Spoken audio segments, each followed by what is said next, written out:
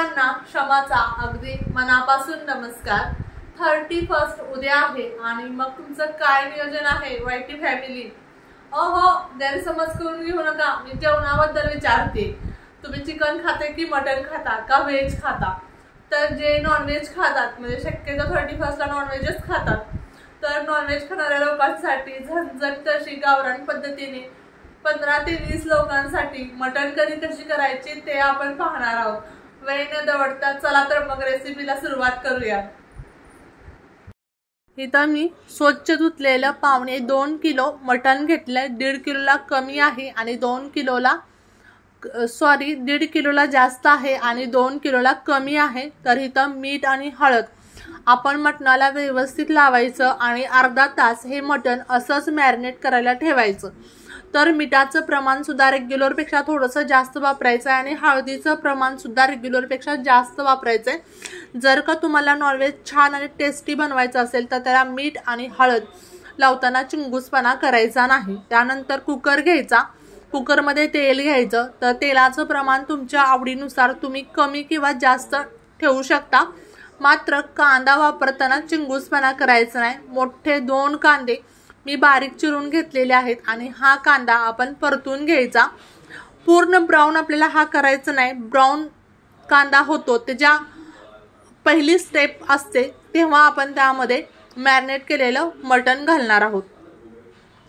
तर सांगायचा मुद्दा असा आहे की नॉनव्हेजला खूप सारं वजन असतं, त्यामुळे तुम्हाला जर मटणाची क्वांटिटी कमी दिसली तर असं समजू नका की मटण कमी आहे, कारण मटण दिसायला कमी दिसतं आणि वजनामध्ये जास्त भरतं, कारण त्याला खूप वजन असतं। बऱ्याच वेळेला असं होतं की वाटतं की हे काय 2.25 किलो मटण आहे का? तर असं नाहीये, 2.25 किलोच मटण आहे।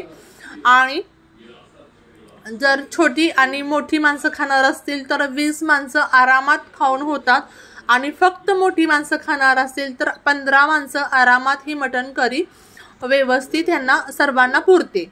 आता आपला कांदा छान परतलेला आहे, त्यामध्ये आपण मटण घालायचं आणि 2 ते 3 मिनिटं हाय फ्लेमवरती छान असं मटण परतून घ्यायचं।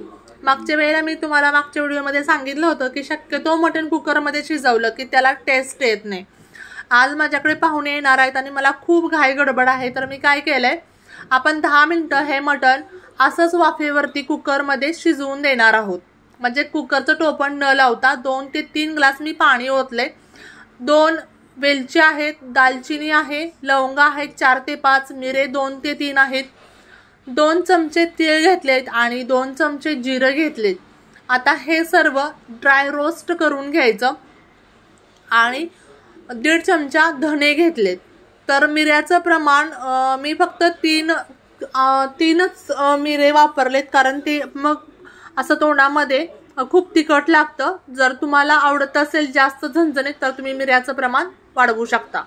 आता इथे एक अर्धी वाटी मी खोबरं घेतलंय, म्हणजे एक पूर्ण नारळ असतो त्यातली अर्धी वाटी मी खोबरं घेतलंय। आता हे खोबरं थोडंसं तेलावरती आपण परतून घ्यायचं, थोडासा ब्राऊन कलर याला आला पाहिजे। तुम्ही सुद्धा या 31 ला माझ्या पद्धतीने मटण करी करून बघा आणि जर का मटण करी बनवली तर प्लीज मला कमेंट्स बॉक्समध्ये कमेंट्स करायला विसरू नका। आता 2 ते 3 मिनिटं आपण हे मंद गॅसवरती खोबरं छान असं परतून घ्यायचं। आता मिक्सरच्या भांड्यामध्ये मी ड्राय भाजलेला मसाला जो आहे तो घातलाय, तो बारीक करून घेणार आहे मी, पण त्याच्यापूर्वी खोबरं आधी मी भाजून घेते। तर खोबऱ्याला छान असा ब्राऊन कलर आलेला आहे। त्यानंतर कढईमध्ये आणखी थोडंसं तेल मी घातलं, त्यामध्ये एक मोठा कांदा, म्हणजे छोटे असतील तर 2 आणि मोठा असेल तर 1 कांदा, त्यानंतर लसणाची एक मोठी गड्डी आणि 2 इंच असं आलं, एवढं मी घेतलेलं आहे। आता कांदा सुद्धा आपण छान असा परतून घ्यायचा। थोडासा ब्राऊन कलर आला की त्यामध्ये आलं, लसूण आणि हिरव्या मिरच्या मी 2 ते 3 वापरलेत। हिरव्या मिरचीमुळे एक वेगळी टेस्ट आपल्या नॉनव्हेजला येते। हिरवी मिरची वापरणं अगदी ऑप्शनल आहे, पण तुम्ही वापरा जर तुम्हाला वेगळी आणि हटके टेस्ट हवी असेल तर। आता आपण जो ड्राय मसाला भाजलेला होता तो आधी बारीक करून घेऊयात, त्यामुळे काय होईल हा जो मसाला आहे तो व्यवस्थित असा बारीक होईल। सर्व जर एकत्र केलं तर मसाला व्यवस्थित बारीक होणार नाही। जर का तुमच्याकडे खलबत्ता असेल, तुम्हाला तेवढा वेळ असेल, तुमच्या घरात तेवढी हेल्प करणारी माणसं असतील तर तुम्ही नक्की आवर्जून मी सांगेन की तुम्ही खलबत्त्यामध्ये मसाला करा। खूप अमेझिंग अशी टेस्ट येते। आता माझ्याकडे मला मदतीला कोण नसतं घरी, त्यामुळे मी फटाफट असं हे मिक्सरमध्ये करून घेतलं। आता आपल्याला कोरडा मसाला जो आहे तो छान असा बारीक झालेला आहे। आता आपण यामध्येच ओला मसाला मी घालणार आहे। आधी खोबरं घालते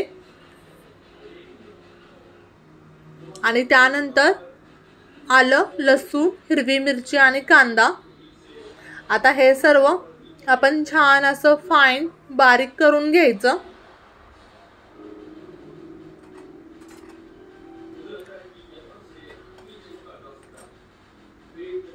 थोडंसं पाणी घालायचं आणि हा मसाला आपण आता करून घेऊ। आता आपला मसाला बारीक होतोय। आता इकडं आपण एक वेळ चेक करूया की आपल्या मटण कुठेपर्यंत आलेलं आहे। तर यामध्ये मी बिलकुल पाणी अजून वापरलेलं नाही, वाफेवरचंच पाणी होतं। आता मी थोडंसं यामध्ये पाणी वापरलं। मी सांगितल्या पद्धतीने 10 ते 15 मिनिटं मी कुकरचं टोपण न लावता मटण शिजवून घेणार आहे आणि त्यानंतर मी फक्त एक शिट्टी करून घेणार आहे। आता तुम्ही बघा, आपला जो रस्सा आहे येलो म्हणजे पिवळ्या कलरचा जो रस्सा आहे, आळणी रस्सा, तो किती दाटसर झालेला आहे बघा। कारण आपण हे कुकरचं टोपण न लावता 15 मिनिटं मटण शिजवल्यामुळे आपली टेस्ट आहे अशी आपल्याला येईल। आता आपलं हे मटण छान असं मऊसूद शिजलेलं आहे। आता आपण मटण करी करायला जाऊयात। तर हे जे पातेलं आहे यामध्ये जवळजवळ 1.5 किलो मी बिर्याणी करते। तर पातेलं सुद्धा मोठं आहे, त्यामुळे मी हाफ पातेलं म्हणजे अर्ध पातेलं भाजी बनवणार आहे। आता यामध्ये तेल घातलं आणि तेल घातल्यानंतर 3 ते 4 तमालपत्र वापरलेत। तमालपत्र वापरल्यामुळे थोडीशी छान अशी टेस्ट येते। अगदी ऑप्शनल आहे, नाही वापरलं तरी सुद्धा काहीच हरकत नाही। त्यानंतर जी मटणासोबत ती चरबीचे पीस येतात ते तेलामध्ये घालायचे आणि छान असे एक 5 ते 6 मिनिटं परतून घ्यायचे आणि त्यानंतर बारीक केलेला आपण मसाला घालायचा।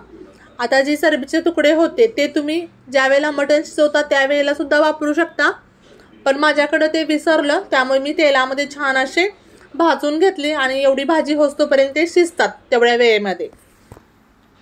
असंही छान लागतं आणि तुम्ही मटण शिजवताना घातलं तरी सुद्धा छान लागतं, काहीच इश्यू येत नाही। तर छान असा आपण मसाला परतून घ्यायचा। इथं कोणतीही घाई गडबड करायची नाही, मसाला व्यवस्थित भाजला गेला पाहिजे।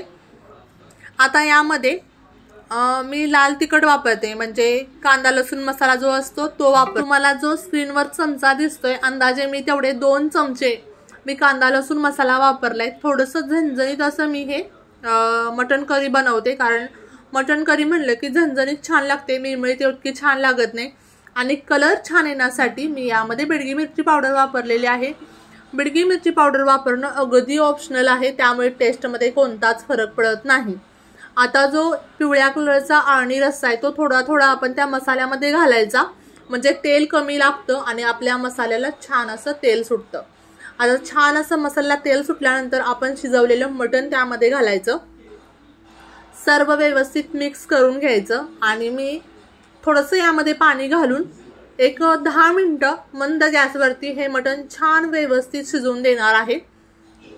मटणाची टेस्ट ही तुम्ही कशी शिजवलं आणि मीठ आणि हळद सोबत कांदा किती वापरला याच्यावर डिपेंड असते। तुम्ही बघू शकता किती छान असं आपल्या ह्या मटणाला तर्री आलेली आहे। आता तुम्ही ह्या स्टेजला 10 मिनिटानंतर तुम्हाला किती मटण करी हवी आहे इतकं यामध्ये पाणी घालायचं। आता तुम्ही बघा, ही 15 लोकांसाठी 15 ते 20 लोकांसाठी मटण करी केलेली आहे। मसाला सुद्धा मी इतका असं काही भरभरून वापरलेला नाही, तरी सुद्धा किती छान दाटसरपणा आलेला आहे, कलर अमेझिंग आलेला आहे आणि टेस्ट सुद्धा अमेझिंग झालेली आहे। तर आपली ही टेस्टी अशी मटण करी तयार झालेली आहे। वा मस्तच, बघूनच असं मन तृप्त होते।